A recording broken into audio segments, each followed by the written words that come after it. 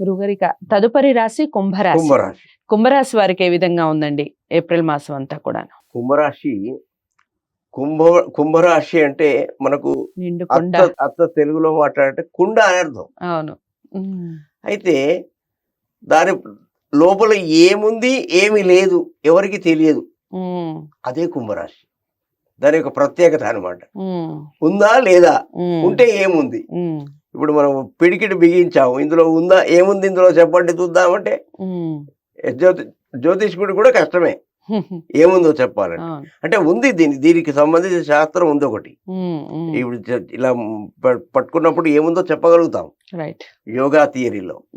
అయితే విషయం ఏమిటంటే ఇక్కడ కుంభరాశి వారికి ఇంట్లోనే కుంభరాశిలోనే శని కుజులు కొంచెం చక్కగా కూర్చొనున్నారు.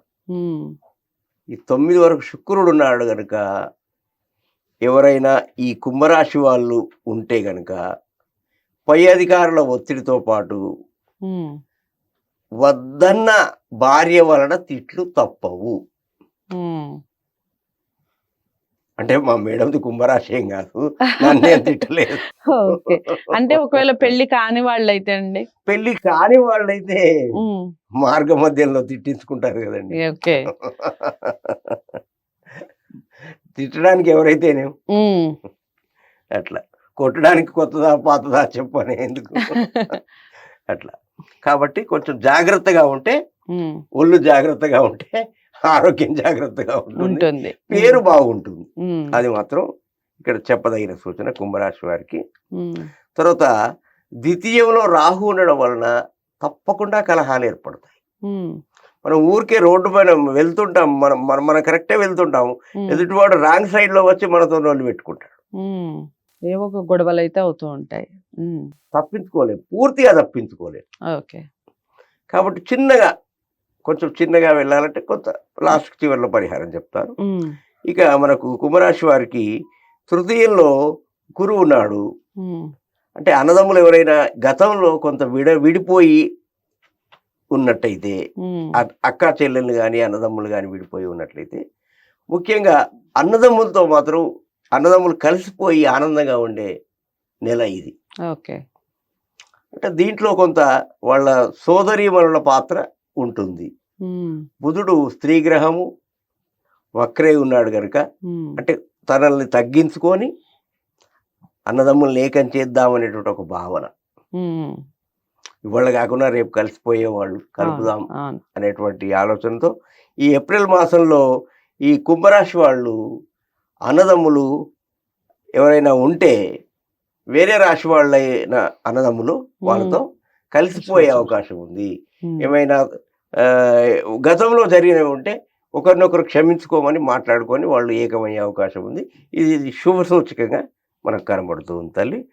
1, 2, 3 అష్టమ స్థానంలో కేతు ఉన్నాడు కనుక దయచేసి పెద్దవారైనా పిల్లలైనా లైసెన్స్ ఇట్లాంటివి దగ్గర పెట్టుకోండి.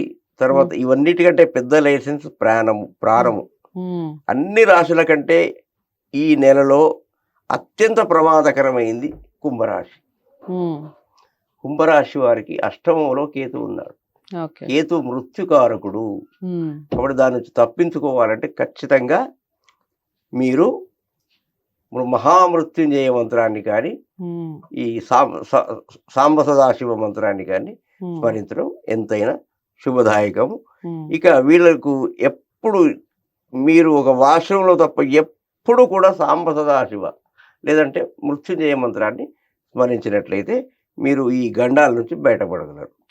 లేదంటే ఖచ్చితంగా కాళ్ళు చేతులు విరిగి బెడమైన పడే అవకాశాలు మెండుగా కనబడుతున్నాయి. ఎక్కువ మంది మీరు ఒక పట్టణంలో మనం సర్వే చేసినట్లయితే ఎక్కువ మంది శస్త్రచికిత్స జరిగినటువంటి వారు, కాళ్ళు చేతులు పొడగొట్టుకున్నటువంటి వాళ్ళల్లో ఈ నెలలో యొక్క ఏప్రిల్ నెలలో కుంభరాశి వాళ్ళు ఎక్కువగా ఉండే అవకాశం ఉంది కనుక చాలా జాగ్రత్తగా ఉండాలని మన టీవీ తరఫున వాళ్ళకి అలా జరగకూడదని ఆ భగవంతుని ప్రార్థిద్దాం తల్లి. ఓకే, పరిహారాలు చెప్పండి గురువుగారు. ఇక పరిహారం అంటే వీళ్ళు కేవలం శివుణ్ణి స్మరించడమే పెద్ద పరిహారం. సాంబశివ. ఎందుకంటే ఆయన లయకర్త కాబట్టి ఆయన అనుకుంటేనే కదా తీసుకువెళ్ళేది. ఆయన వద్దంటే ఆయన ఎలా తీసుకెళ్తాడు? కాబట్టి ఆయన స్మరించడం ద్వారా స్వామి నా దగ్గరికి రాకయ్యా, కొంచెం దూరంగా ఉండి నన్ను కాపాడు. ఎందుకంటే కరెంటును ఎట్లుంటదంటే, కరెంటును ఎక్కడ ఉంచాలో అక్కడే ఉంచాలి దాన్ని. దానికి చుట్టూ వైర్ ఎందుకు చుట్టారు? డైరెక్ట్ ముట్టుకుంటే ప్రాణం తీసేస్తుంది. మరి అది లేని మన ప్రాణం పోతుంది. అట్లా కరెంటు లాగా వాడుకోవాలి ఆ సాంబ సదాశివుణ్ణి, ఏ దేవుణ్ణైనా, ముఖ్యంగా శివుణ్ణి. శివుడు కరెంటు పెద్ద కామ్రేడ్ ఆయన. కుంభరాశి వారందరికీ కూడా చెప్పదగిన సూచన, ప్రాణం విలువ తెలుసుకొని మసులుకోండి. ఈ నెల చాలా అంటే చాలా కష్టకాలంగా చెప్పొచ్చు. మీరు డ్రైవింగ్ చేసేటప్పుడు చాలా జాగ్రత్తగా ఉండాలి అన్నట్టుగా చెప్తున్నారు.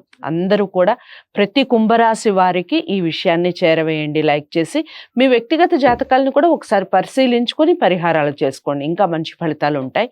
వ్యక్తిగత జాతకాల కోసం స్క్రీన్ మీద కనపడే నెంబర్కి కాల్ చేయండి.